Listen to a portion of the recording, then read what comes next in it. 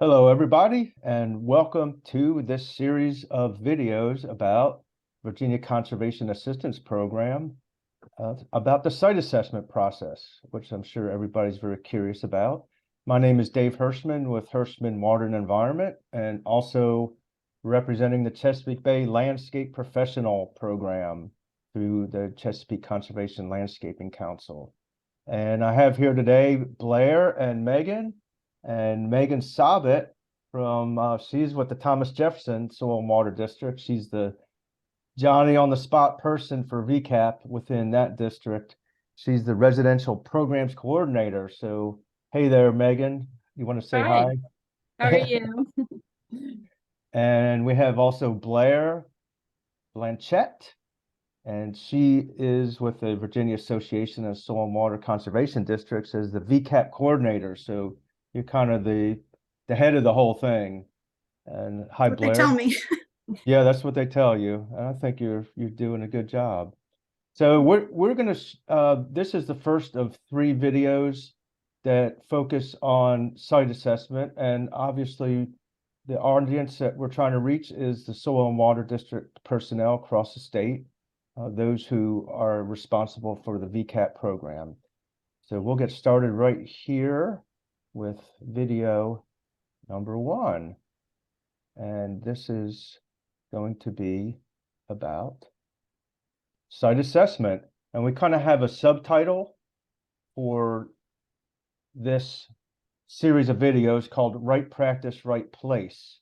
Because I think one of the tricky things about VCAP is there's a lot of practices, 12 that are in the manual. And you go to a site, how do you understand what's going on at that site? And more importantly, what practices may be applicable to address what we call, what VCAP calls a resource concern. So we're going to be covering a lot of different things in this video, but what we're going to talk about is nesting the idea of site assessment within the entire process. Because obviously the idea of VCAP is to get practices in the ground. And site assessment is the first part of that. As you can kind of see here, the orange banners are the parts that the Soil and Water District staff are responsible for. So that would include a desktop analysis when something comes in the door requesting VCAP, the site visit, and the follow-up from the site visit. And then hopefully, if it turns into a contract, there would be a design and a build process. And then it circles back to the Soil and Water District personnel with the spot check sometime later on in the life of the BMP or best management practice. So that's kind of the whole process that we're going to be talking about, and what is the role, and kind of give you some skills to do what you're responsible for within this overall process. Blair, do you have anything you want to add to this kind of this whole process we see here? No, just I know it varies slightly from district to district and developing your own techniques that support you and work for your board. We can always discuss that with the association if you guys have questions. Yes, thank you. And Blair is good about that of taking questions. So we're going to do 4 individual videos, keeping them relatively short. This is number one. The things that take place in the office, intake and the desktop part. And then video number 2 will be about the actual site visit and the follow-up. 3 will be design, build, and spot check. Now, design build is not something that the Soil and Water District staff necessarily are responsible for, but you're going to be involved at least in terms of coordination and communication. So we'll talk about that piece of it. And then number 4, we're going to go through each of the VCAP BMPs and talk a little bit about how can you, during the site assessment, including the site visit, kind of get an idea of which BMPs might be the best for a particular situation. All right, so here we're going to start talking about the office part, which is the intake and the desktop. And here are some of the things that, just sitting in the comfort of your office, you can start to understand a particular site or a VCAP request from a property owner, including the land use, drainage, areas, soils. Obviously, what is the property owner interested in? Why are they contacting VCAP in the first place? So this is the intake part. Some of the districts have this request form, kind of a Google form that an interested party has to fill out. And I know Thomas Jefferson District is one of those, Megan, that has such a form. Can you talk a little bit about how it developed and how useful that form is? Yeah, we started the forum this year after seeing Virginia Dare's form. And it's just a Google form where we can get basic information like email, address, their concerns, like what resource concerns that they have. So whether it be erosion, poor vegetation, or excessive water runoff, we kind of ask that at the beginning. And there is an option for no issue. So if they say no issue, we generally kind of defer them to someone else. And then we also have a section where they can upload photos, which is really helpful because they can just do that. And then it kind of goes into the Google Drive that we have set up. And you can see what to expect before you get there. Obviously, you would go to do some mapping as well, but it's nice to see photos from the homeowner. Yeah, and imagine this maybe is a time saver for you all in terms of having a long initial phone conversation and hearing all the grim details of a flooding or drainage problem that the property Yeah, owner might have. it's really helpful because it's better than getting a bunch of phone calls because we'll have about 2 or 3 people fill it out per day. So it just kind of builds the list for you. And you can, Yeah. we have a scheduling link. So when we kind of have enough build up, we'll set up new appointments and then send them all the scheduling link. So it kind of builds a wait list for you as well. Yeah, that's awesome. One of the things on this list of one of the things this form, some of the ones, the existing ones does contain is what does the property owner want? Some of them will say, I want a permeable pavement driveway. And they've looked at the VCAP website and that's what they want. Maybe their neighbor got one. They think it would be really cool. They're not really thinking of what's the problem, what's the applicable BMP. They want a permeable pavement driveway. Whether that's the right BMP for their site or not, at least you know going in that they already have a preference. And also, has there already been any work performed to address a particular issue? So these intake forms seems like it's quite a useful tool for the overall process. This is another thing that you all have, Megan, at Thomas Jefferson District is the calendar, the online calendar, because I know scheduling site visits is it can be quite a task. So do you want to talk a Yeah. little bit about this? Yeah. So again, it kind of puts a little bit of the responsibility on the homeowner, which makes it easy because at busy points of the year, you're juggling a lot of things. So it's nice if the homeowner can do some of it. So once they fill out the site request form, we reach out to them and send them this scheduling link. And here it only has one time available, but we'll usually choose like 4 days throughout a month and have 4 different site visits throughout the month. So we do 9:30, 11, 12:30, and 2 p.m. So we just try to kind of chunk it up a little bit where we can do a bunch of site visits all at one time. But the homeowner can change the scheduling if they want to. So it's very much puts that responsibility on them to work it into their schedule. Yeah, that's neat. And Blair, are these tools, the scheduling and the intake form, do you think they're widespread among districts or just a few districts currently using these tools? I think the site visit request form has gotten very popular as the popularity of the program has increased. Just like Megan said, it kind of helps you develop a wait list so you can spend more time working with the homeowners, less time with admin. I wish that more districts would use this scheduler. I think there's a cost associated with it. Is that right, Megan? Yeah, it isn't to say that there aren't other ways to go about developing something like this, but it's something to keep in mind. Yeah. All This right. one's called Acuity, if anyone's curious what it is. Okay. Yeah, good. Thank you. So another thing that obviously is important before you go in the field or schedule a site visit is to get an idea of what the resource concern might be. And we're going to talk about the mapping tools you can use as at the desktop stage to kind of figure this out. But this is one of the resources that you have in terms of understanding the resource concerns.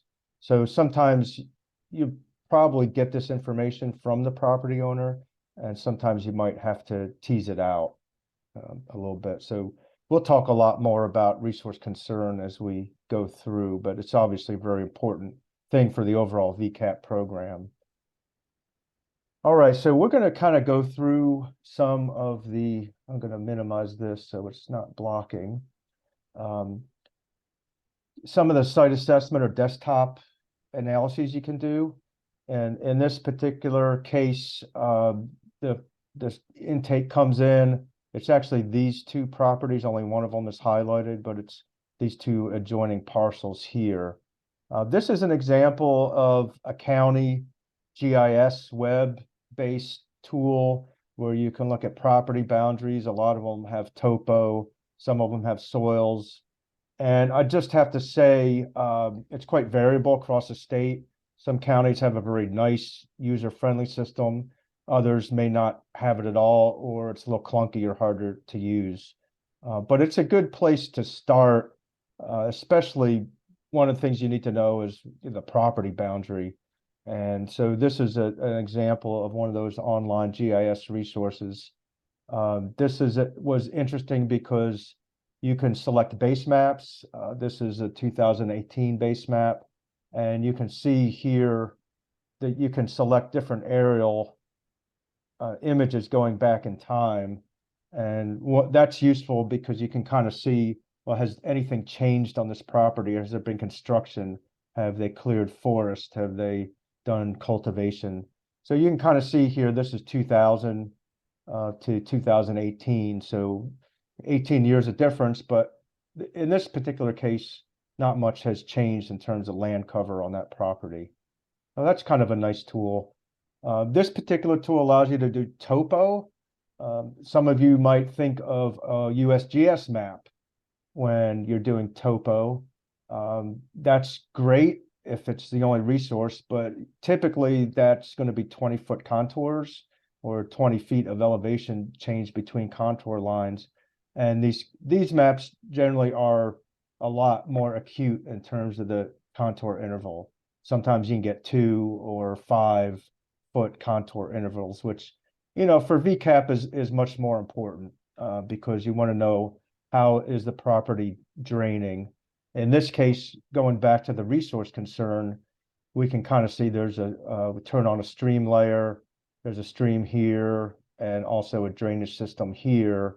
So we're starting to build an understanding of what the resource concern, or at least proximity to water, might be on this property. Blair, just anything else in terms of the resource concern question that you want to add at this stage? You've really hit the nail on the head. This program is a water quality program, so we always need to be addressing a resource concern. So that should be first and foremost in your mind, and those of you that work on ag, it is. But reminding the landowner of that is also very important, and explaining that's our goal. Yeah, awesome. Yep, we just have to keep reinforcing it. This is not that same property I just showed you, but the point of this slide is you might get calls and a property owner says, even during small rain, my property gets flooded. And one of the things you want to know is there an external drainage area, or really what is the drainage area to the property? And you can start building that understanding at the desktop stage with these topo maps. In this case, the red star was the property in question, and it certainly looks like there's a lot of off-site area that possibly drains towards that property, if not onto it. So one of the things that, for me, as more of a design professional, I kind of want to know when I go in the field what is actually coming from offsite, because when you're talking about VCAP practices, they have to be sized for the drainage area. So it's one thing if you're capturing one individual downspout from a roof. Another thing if you're trying to capture a whole mountainside or part of a highway or anything like that. So offsite drainage is something we're going to be talking a little bit more about as we go through the presentation. So that was all information from a county GIS online tool. Google Earth Pro is a very nice tool if you don't have that or to supplement that. One of the things you also have here with Google Earth is this slider bar where you can go back in time, in this case, all the way back to 1985. So again, if the county resources don't allow you to do that, you can also look at historic aerial photography with Google Earth Pro. Here's that property I showed you again that we looked at with the county GIS, and just another tool. This is another one that Megan uses, and it's the USGS. These contours are not as I said, these are probably 20-foot contours. So you can kind of see compared to the county one, there's not as many contours on here, but at least you still get an idea of here's that property is right in here. So you know, kind of looking at this, the road is the drainage divide here, and this is going to be drainage through the property. And again, the idea of the resource concern that Blair talked about. So that's Yeah. another tool that you have. Yep. Yeah, I defer to this one when the county GIS is not as good. This one's a Right. better, it's a good substitute. It's kind of a backup, right? Exactly, yeah. Yeah, okay. So now we're going to get into web soil survey, which to me, I think is probably the most important tool that you're going to want to use in the desktop stage, is to understand at least the soils that are information that's available. What are they telling you about this property? And here is the whole thing. You can put in a specific address, or you can put in a state and county and try to find the property. But really nice web soil survey. Here's the URL for it. But you can just Google web soil survey NRCS and you'll get to it. The next thing, once you zoom into the property, is they have what's called an AOI, area of interest. You can kind of see the tab up here on the left, the area of interest. And that's what I did here. I used the area of interest polygon right there, and I basically drew in those two parcels that we looked at before. And once I do that, then I clicked on soil map. So that'll generate a soil map for the polygon that you draw at the area interest with actual clickable links to the soil survey information. So in this case, you can kind of see it's a simple property. We have 3 different soil units, which are listed here.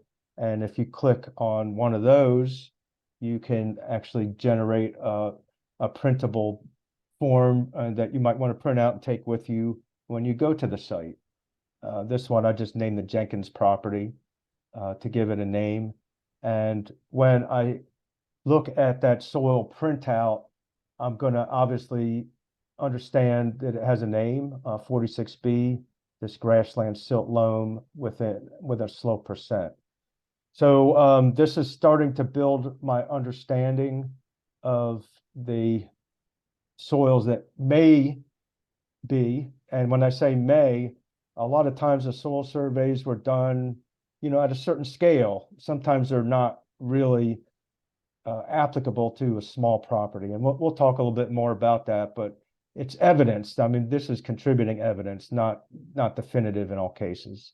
But the typical profile, that's going to be helpful because you can kind of see we're picking up some clay at 9 inches, and then bedrock is pretty deep. So if we're thinking about some of the practices where we may have to excavate, we don't really want to be getting into shallow bedrock or things like that.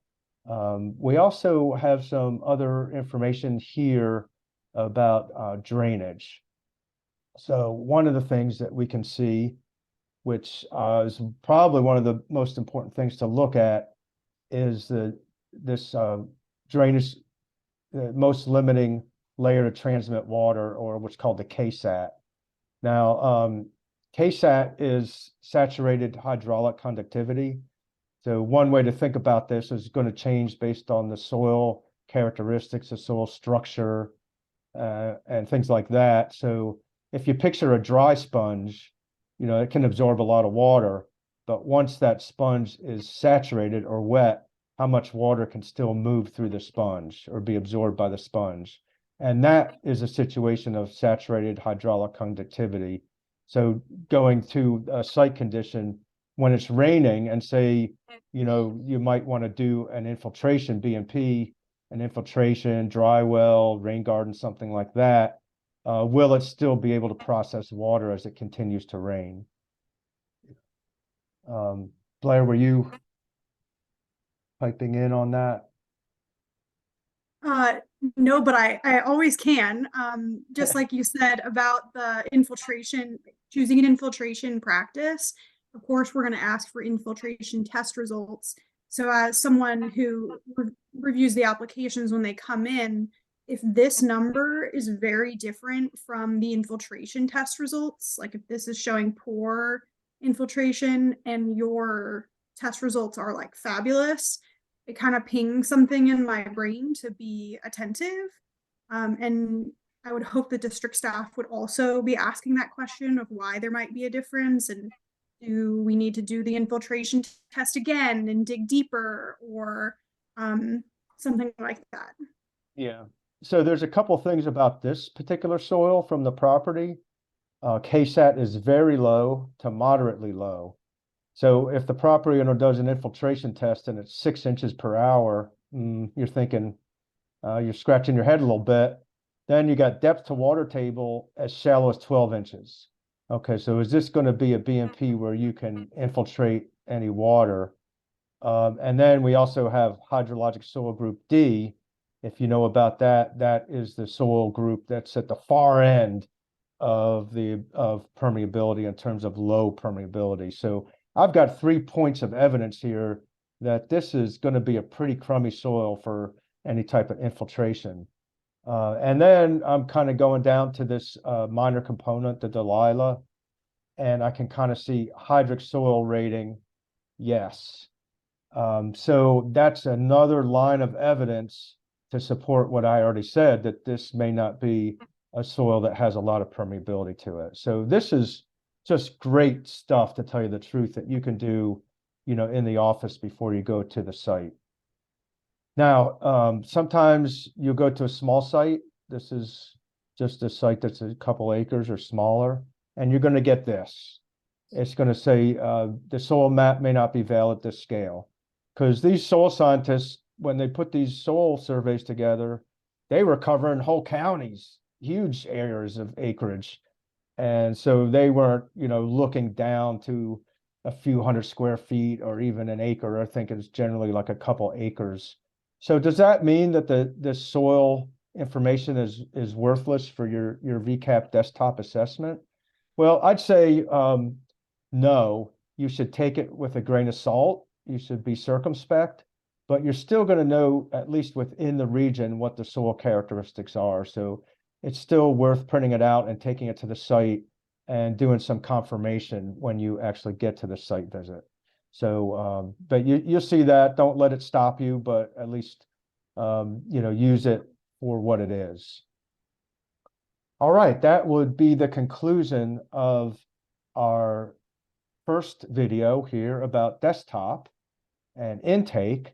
And anything that I missed, Megan or Blair, on that subject before we close out this particular video?